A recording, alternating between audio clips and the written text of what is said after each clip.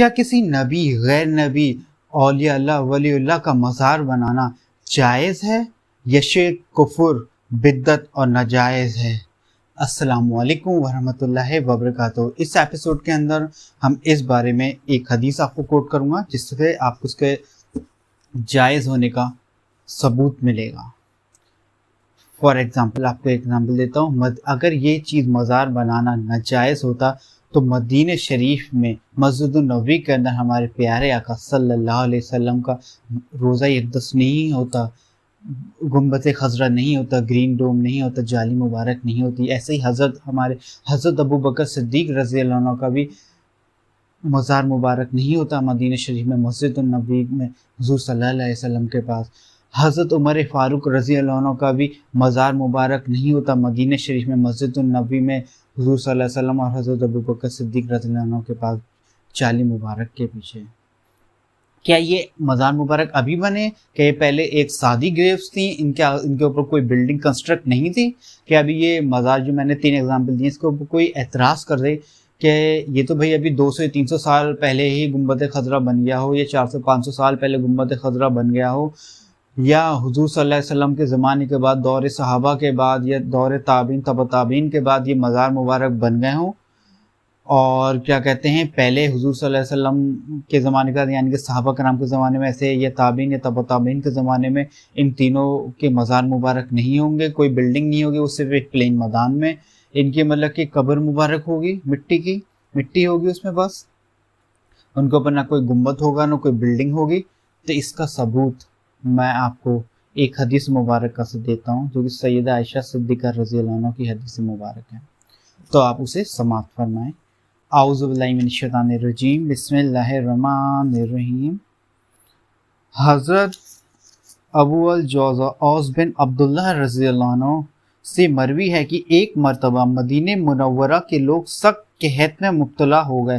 سخت قحط کا مطلب یعنی کہ انہیں پانی کی اویلیبلٹی کم ہو گئی، نہ تو زمینی کنوؤں کے اندر پانی تھا اور نہ بارش ہو رہی تھی، ان کو پینے کو پانی نہیں تھا، کسی چیز کے لیے پانی نہیں تھا، مبتلا ہو گئے۔ تو انہوں نے حضرت عائشہ رضی اللہ عنہ سے اپنی ناگفتہ حالت کی شکایت کی، یعنی کہ انہوں نے اپنی پریشانی سیدہ عائشہ صدیقہ رضی اللہ عنہ کو بیان فرمائی کہ بھائی یہ ایسی پریشانی ہے۔ سوچنے کی بات ہے وہ اللہ سے دعا نہیں کری انہوں نے جا کے، یا اللہ سے دعا کری یا نہیں کری، لیکن وہ سیدہ عائشہ صدیقہ رضی اللہ عنہ کے بعد اپنی پریشانی لے کے گئے، یعنی کہ انہیں اس بات کا یقین تھا کہ وہ اس مسئلے کا کوئی حل نکال دیں گے، یعنی کہ کیا وہ بارش کرا دیں گے یا بارش کرانے کا کوئی طریقہ بتا دیں گے، یا وہ زمین میں سے پانی نکلوا دیں گے یا پانی نکلانے کا کوئی طریقہ بتا دیں گے۔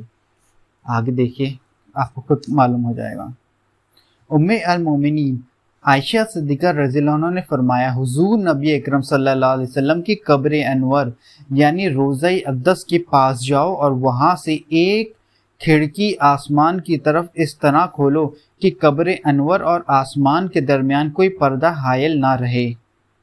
یعنی کہ سیدہ عائشہ صدیقہ رضی اللہ عنہ نے کیا سولوشن بتایا؟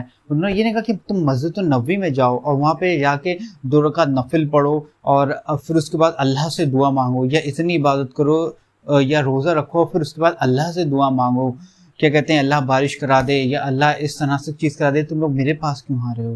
نہیں، انہوں نے مسجد النبوی کے بجائے حضور صلی اللہ علیہ وسلم کے روضہ اقدس پر بھیجا ان صحابہ کرام کو، تابعین کرام کو۔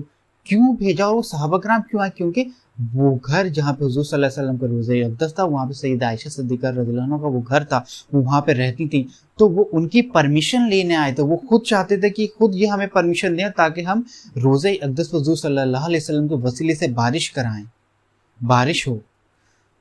یہ صحابہ کا عقیدہ تھا، اور اس کو لے کے وہ سیدہ عائشہ صدیقہ رضی اللہ عنہ کے پاس گئے، اور سیدہ عائشہ صدیقہ رضی اللہ عنہ نے بھی ان کے حضور صلی اللہ علیہ وسلم کے روضہ اقدس پہ بھیجا، مسجد النبوی میں نماز پڑھنے نہیں بھیجا، یا بارش کرنے کے لیے جو نماز پڑھی جاتی ہے وہ پڑھنے کو نہیں کہا، اور پھر دعا مانگنے کو نہیں کہا، انہوں نے کہا تو حضور صلی اللہ علیہ وسلم کے روضہ اقدس پر جاؤ اور وہاں پہ ایک ایسی کھڑکی کھولو جس سے حضور صلی اللہ علیہ وسلم کے روضہ اقدس یعنی کہ جہاں پہ وہ آرام فرمائے وہاں سے لے کے آسمان کے بیچ میں کوئی بھی پردہ حائل نہ ہو، بالکل کلیئر جگہ ہو، کوئی بھی بیچ میں کوئی چیز نہ ہے، کوئی پردہ، کوئی دیوار، صرف ایک گھر کی چھت ہی تو تھی، وہ چھت کے اندر ہول ایسا کرو کہ آسمان اور زمین کے بیچ میں کوئی بھی پردہ نہ ہو، کوئی بھی آبجیکشن نہ ہو، ایک دم کلیئر ہو۔ ٹھیک ہے, اس کو کرانے سے کیا فائدہ ہوگا آگے سنیے. راوی کہتا ہے کہ لوگوں نے ایسا ہی کیا تو بہت زیادہ بارش ہوئی, یہاں تک کہ خوب سبزہ اگ آیا اور اونٹ اتنے موٹے ہو گئے کہ محسوس ہوتا تھا جیسے وہ چربی سے پیٹ پھٹے گا, چربی سے پیٹ پڑے گا. لہٰذا اس یعنی کہ جیسے کہ اتنا سبزہ ہو گیا تھا کہ جانور اور اونٹ اتنا کھا رہے تھے, ایسا لگ رہا تھا کہ ان کا پیٹ پھٹ جائے گا. لہٰذا اس لیے اس سال کا نام ہی پیٹ پھٹنے کا سال رکھ دیا گیا. یعنی کہ جب انہوں نے وہ کھڑکی مطلب کہ کھڑکی کھولی یا ہول کیا ان کی چھت پر, تو وہاں سے حضور صلی اللہ علیہ وسلم جہاں پہ آرام فرماتے, ان کی قبر انور تھی, وہاں سے لے کے اور آسمان کے بیچ میں کوئی بھی پردہ حائل نہیں رہا, اور پھر موسلادھار بارش ہونے لگی. بارش کرنے کا کیا طریقہ تھا؟ حضور صلی اللہ علیہ وسلم کے وسیلے سے, حضور صلی اللہ علیہ وسلم کے ذریعے سے, حضور صلی اللہ علیہ وسلم کی مدد سے یہ بارش ہوئی. اور وہ کس عقیدے سے کہ اللہ نے حضور صلی اللہ علیہ وسلم کو اختیارات دے رکھے تھے کہ وہ اس دنیا سے پردہ فرمانے کے بعد بھی لوگوں کی مدد کر سکیں. تو اس لیے ہی تو صحابہ کرام حضرت عائشہ صدیقہ رضی اللہ عنہ کے پاس آئے اور حضرت عائشہ صدیقہ رضی اللہ عنہ نے انہیں حضور صلی اللہ علیہ وسلم کی قبر انور پر بھیجا, بجائے مسجد النبوی پر بھیج کے نفل پڑھنے کے لیے اور اللہ سے بارش ہونے کی دعا کرنے کے بجائے حضور صلی اللہ علیہ وسلم کے روضہ اقدس پہ بھیجا, کیونکہ انہیں پتا تھا کہ جب جائیں گے چھت پر وہ ہول کریں گے یعنی کہ کھڑکی کھولیں گے, اور جب حضور صلی اللہ علیہ وسلم کی قبر اور آسمان کے درمیان کوئی پردہ حائل نہیں ہوگا, بالکل کلیئر جگہ ہوگی, تو فوراً بارش ہونی شروع ہو جائے گی. حضور صلی اللہ علیہ وسلم کے وسیلے سے بارش ہونا شروع ہو جائے گی, حضور صلی اللہ علیہ وسلم کے پاور سے بارش ہونا شروع ہو جائے گی, حضور صلی اللہ علیہ وسلم کے اختیارات سے بارش ہونا شروع ہو جائے گی. ان کے اختیارات, ان کے پاور اللہ کے دیے ہوئے ہیں, اپنے اختیارات نہیں ہیں, وہ اللہ کے عطائی ہیں. ان عطائی جو اللہ نے حضور صلی اللہ علیہ وسلم کو پاور دیے, اس سے بارش ہونے لگے گی. حضور صلی اللہ علیہ وسلم کے وسیلے سے بارش ہونے لگی. اس سے کیا ثابت ہوا؟ حضور صلی اللہ علیہ وسلم کی کتنی پاور ہے, کتنی اتھارٹی ہے. اور حضور اور صحابہ کرام کا عقیدہ, سیدہ عائشہ صدیقہ رضی اللہ عنہ کا عقیدہ کہ وسیلے کے خلاف نہیں تھا, وہ بھی سیدہ عائشہ صدیقہ رضی اللہ عنہ بھی وسیلے سے دعا مانگنے کو جائز سمجھتی تھی, اور صحابہ کرام بھی وسیلے کے ذریعے ہی دعا مانگنے کو جائز سمجھتے, تبھی تو بارش ہوئی, حضور صلی اللہ علیہ وسلم کے وسیلے سے بارش ہوئی. اس سے یہ چیز ثابت ہے. دوسری چیز یہ ثابت ہوئی, اب سوچے کہ انہوں نے کیا کہا سیدہ عائشہ صدیقہ رضی اللہ عنہ نے کہ حضور نبی اکرم صلی اللہ علیہ وسلم کی قبر انور یعنی روضہ اقدس کے پاس جاؤ اور وہاں سے ایک کھڑکی آسمان کی طرف اس طرح کھولو کہ قبر انور اور آسمان کے درمیان کوئی پردہ حائل نہ رہے. اب آسمان نیچے ہے, اس سائڈ ہے, یا اس سائڈ ہے, یا پیچھے ہے, یا آگے, آسمان اوپر ہے. ٹھیک ہے, آسمان اوپر ہے, یعنی کہ کھڑکی کہاں پہ کھلے گی؟ اوپر. قبر کہاں ہوتی ہے؟ زمین میں ہوتی ہے. کھڑکی آسمان اوپر ہے اور کیا کہتے ہیں زمین نیچے, آسمان اوپر ہے زمین نیچے, تو ان کے بیچ میں کوئی پردہ حائل نہ رہے تو کھڑکی کھولنے کو, کوئی کھڑکی کہاں پہ کھولنے کو کہی ہوگی؟ چھت پہ کہی ہوگی. یعنی کہ حضور صلی اللہ علیہ وسلم کی قبر کے اوپر کوئی ایک چھت تھی سیدہ عائشہ صدیقہ رضی اللہ عنہ کے زمانے میں بھی, صحابہ کرام کے زمانے میں بھی, اور چھت تھی, اس میں کھڑکی کھولنے کو کہی. اب چھت کوئی ہوا میں تو ایسے لٹکی نہیں رہے گی, کوئی اس کو سپورٹ تو چاہیے ہوگی. میں نے سول انجینئرنگ کری ہے اور یہ تو ایک کامن سائنس ہے, ہر کسی کو پتا ہوگا کہ چھت کے لیے کوئی سپورٹ چاہیے ہوگی, یعنی کہ اس کی طرف چاروں طرف دیواریں بھی ہوں گی, چاروں طرف نہیں تو 3 طرف سے دیواریں ہوں گی. اور وہ جب سیدہ عائشہ صدیقہ رضی اللہ عنہ کا گھر تھا تو اس کے اندر انٹرنس ہوگا, یعنی کہ چاروں طرف دیواریں ہوں گی, اس کی کوئی انٹرنس ہوگی. یعنی کہ اس سے کیا ثابت ہو؟ اس سے ثابت ہو کہ حضور صلی اللہ علیہ وسلم کا قبر انور ہے جہاں پہ حضور صلی اللہ علیہ وسلم آرام فرمائے, اس کے چاروں طرف دیواریں تھیں اور اس کے چھت پر دیوار تھی. یہ کیا ہے؟ یہ مزار شریف ہی تو ہوا. یہ کیا ہے؟ یہ حضور صلی اللہ علیہ وسلم کا مزار مبارک ہی تو ہوا. حضور صلی اللہ علیہ وسلم کا مزار مبارک ہوا یہ. یعنی کہ کسی کی قبر کے چاروں طرف کنسٹرکشن کرنا جائز ہوا, کسی کی قبر کے چاروں طرف کنسٹرکشن کی ایگزسٹنس ہونا جائز ہوا. شرک, کفر اور بدعت نہیں ہوئی. اگر یہ شرک, مزار بنانا, کسی کی قبر انور کے چاروں طرف کوئی عمارت کو کنسٹرکٹ کرنا, کسی بلڈنگ کو کنسٹرکٹ کرنا, ٹھیک ہے, یا کسی بلڈنگ کے اندر, کسی کنسٹرکٹ ہوئی بلڈنگ کے اندر کسی کو دفنانا اگر ناجائز شرک اور کفر بدعت ہوتا تو حضور صلی اللہ علیہ وسلم کو ان کے گھر میں ہی نہیں ان کی قبر شریف بنائی جاتی. حضور اگر بنائی بھی جاتی تو وہ گھر کو مسمار کر دیا جاتا اور صرف کہا جاتا کہ بھائی قبر کے چاروں طرف ایسے کوئی دیواریں ہونا, کوئی کنسٹرکشن ہونا, کوئی بلڈنگ ہونا नाजायज़ शिरक कुफ्र बिद्दत है। अगर ऐसा होता तो सहाबा कराम कर चुके थे, लेकिन ऐसा नहीं था। सैयद आयशा सिद्दीक़ा रज़ियल्लाहु के ज़माने में ऐसे था, सहाबा कराम के ज़माने में ऐसे था, उसके बाद ताबीन तबा ताबीन के ज़माने में।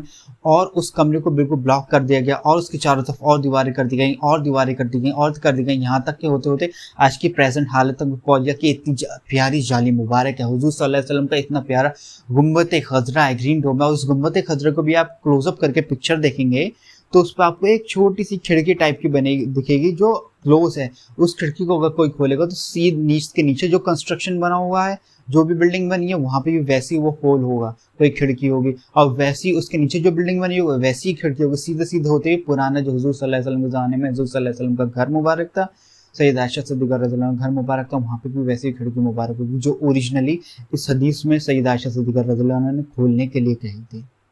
ये एक वाहिद रास्ता है हुजूर सल्लल्लाहु अलैहि वसल्लम की कब्र अनवर तक जाने का, उस खिड़की के जरिए। आज भी कोई जाए तो देख सकता है। इस हदीस की, जो मैंने हदीस कोट करी है, इस हदीस को सही साबित कर दिए इस चीज़ का एग्जिस्टेंस होना। 1400 साल से वो चीज़ है। तो आप सोचिए, जब हुजूर सल्लल्लाहु अलैहि वसल्लम का मज़ार मुबारक है, अब कोई कहते हैं हुजूर सल्लल्लाहु अलैहि वसल्लम का मज़ार मुबारक है, भाई तो किसी, ये तो नबी हैं, अल्लाह के नबी, उनका मज़ार मुबारक होना जायज़ हो सकता होगा, हम शिर्क नहीं मानते चलो, लेकिन गैर नबी का मज़ार मुबारक बनाना हराम या कुफ्र या बिद्दत कुछ हो चीज़ हो सकती है? तो नहीं, ऐसी बात नहीं। हुजूर सल्लल्लाहु अलैहि वसल्लम के पास ही हज़रत अबू बकर सिद्दीक़ रज़ियल्लाहु अन्हु को दफनाया गया, आराम फरमाए हुए, और हज़रत अबू बकर सिद्दीक़ रज़ियल्लाहु अन्हु के पास ही हज़रत उमर फ़ारूक रज़ियल्लाहु अन्हु आराम फरमाए। उन तीनों के मज़ार, अगर किसी गैर नबी का मज़ार होना नाजायज़ होता, ये सहाबी रसूल हैं, ये नबी नहीं है, ये गैर नबी हैं, अल्लाह हुजूर सल्लल्लाहु अलैहि वसल्लम की उम्मत के बहुत बड़े वली हैं, उनका मज़ार मुबारक है। अगर उनका नाजायज़ होता तो या तो उन्हें सबसे पहली कंडीशन में वहाँ पे दफनाया नहीं, मतलब कि उनकी वहाँ पे कब्र मुबारक नहीं बनाई जाती। इन दोनों सहाबा के नाम भी, हज़रत अबू बकर सिद्दीक़ और उमर फ़ारूक रज़ियल्लाहु अन्हु की, और अगर बनाई भी गई है तो वो जो कंस्ट्रक्शन बना था वो सिर्फ इस तरह से तोड़ दिया था कि सिर्फ और सिर्फ हुजूर सल्लल्लाहु अलैहि वसल्लम के मज़ार मुबारक के ऊपर थे कि छत होती या पूरे को तोड़ दिया जाता, और इन लोगों के ऊपर नहीं होती। नहीं, ना तोड़ा गया और उन्हें उस जगह के अलावा कहीं और ना दफनाया गया, और 1400 साल तक उन लोगों की मज़ार मुबारक वहीं पर है और किसी ने ऑब्जेक्शन नहीं करा। इतने बड़े बड़े इमाम आए, किसी ने कोई ऑब्जेक्शन नहीं करा, किसी ने कुछ नहीं कहा, सब लोग ज़ियारत करने आते हैं हुजूर सल्लल्लाहु अलैहि वसल्लम की। 1400 साल हो गए, इससे साबित। और आज की जो प्रेजेंट गवर्नमेंट है सऊदी अरेबिया, जो करीब 90 साल से उन लोगों के अंडर में है, सऊदी अरेबिया अरब मुल्क, उन लोगों तक ने हुजूर सल्लल्लाहु अलैहि वसल्लम के गुंबद खज़रा को नहीं तोड़ा, उस जाली मुबारक को नहीं छोड़ा, रोज़े अक़दस को नहीं छोड़ा। ये इस बात का सबूत है कि किसी नबी या गैर नबी का मज़ार बनाना, गुंबद बनाना उनके मज़ार के ऊपर, वली अल्लाह का मज़ार बनाना, वलियों का मज़ार बनाना, औलिया अल्लाह का मज़ार बनाना, ख्वाजा गरीब नवाज गौस पाक का मज़ार बनाना, हज़रत दादा गंजबख्श अली हिजवेरी रज़ियल्लाहु अन्हु का मज़ार बनाना, बड़े पीर साहब शेख अब्दुल कादिर जिलानी रज़ियल्लाहु अन्हु का मज़ार मुबारक बनाना, ये सब जायज़ है, नाजायज़ नहीं है, शिर्क नहीं है, कुफ्र नहीं है, बिद्दत नहीं है, ये दीन इस्लाम की निशानी है। इससे ये चीज़ साबित हुई। अब इस हदीस के आप लोग रेफरेंसेस सुन लें, और जो इस चीज़ को शिर्क कुफ्र नाजायज़ कहता है वो, उसके अंदर इतना इल्म नहीं है, उसे इतना मालूमात नहीं है, उसे आप ये चीज़ जाके बताएं। अब इस हदीस के आप लोग रेफरेंसेस सुने। इस हदीस को इमाम दारमी ने अपने सुनन दारमी में बाब नंबर 15 और वॉल्यूम 1 पेज 56 और हदीस नंबर 92 में बयान करा, और इसे इमाम खतीब तबरेज़ी ने मिशकातुल मसाबी में वॉल्यूम 4 पेज नंबर 400 और हदीस नंबर 5950 में बयान करा है।